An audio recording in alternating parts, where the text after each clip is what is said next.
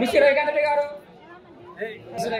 కట్టి Prasad vice president గారు మలవర్ పాల్సాల అల్లప్ప గారు సర్పంచ్గా గెలిచింది మౌలిక. ఆమె కూడా ఈరోజు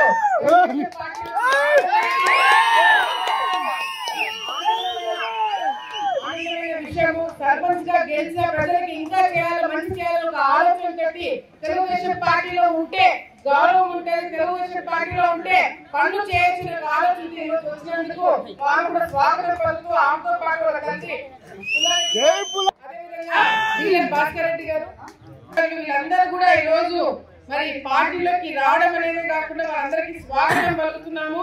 మీరు మా మీద పెట్టుకున్న నమ్మకాన్ని తప్పకుండా నిలబెట్టుకుంటాము. ఈ రోజు ఎంత మంది వచ్చినా కూడా మాట కొత్త తేడా లేకుండా అందరినీ కూడా కుటుంబ సభ్యులాగా చూసుకున్న కుటుంబం ఏదైనా ఉంది అంటే అది భూమా కుటుంబమే.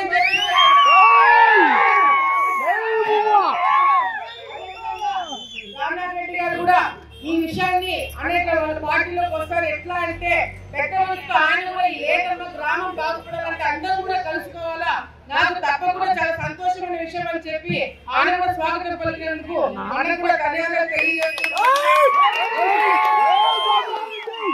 మన రాజకీయం మనం బాగుపడాలా, మనది చూడకుండా ఈరోజు అందరం కలిస్తేనే ఈరోజు రాజకీయాలు నిలబడతాయి, అందరం కలిస్తేనే గ్రామం బాగుపడుతుంది, అందరం కలిస్తేనే మన రాష్ట్రం బాగుపడుతుంది. ఒక ఆలోచన ఈరోజు మనం అందరం కూడా ముందుకెళ్తున్నాం కాబట్టి తప్పకుండా వచ్చే రోజుల్లో మళ్ళీ తెలుగుదేశం పార్టీ జెండా మీరు ఎగరేయండి.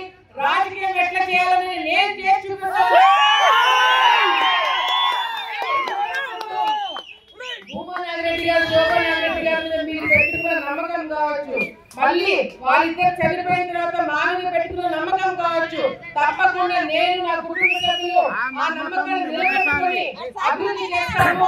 అదేవిధంగా చదువుకున్న పిల్లలకు ఉద్యోగాలు వస్తాయి, రోడ్లు వస్తాయి, ఇల్లు వస్తాయి, అన్ని విధాలుగా ఒక కుటుంబ సభ్యులాగా, ఒక చెల్లెలుగా, ఒక అక్కగా తప్పకుండా మీ ఇంట్లో మంచిగా నేను పనిచేస్తానని చెప్పి ఈ సందర్భంగా తెలియజేస్తున్నాను.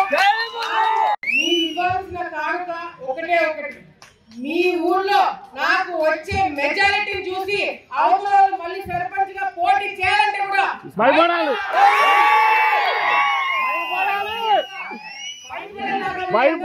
భారీ మెజారిటీతో గెలిపించాలని చెప్పి కూడా ఈ సందర్భంగా తెలియజేసుకుంటూ ఇక్కడికి వచ్చిన ప్రతి ఒక్కరికి పేరు పేరు నేను ధన్యవాదాలు తెలియజేసుకుంటాను.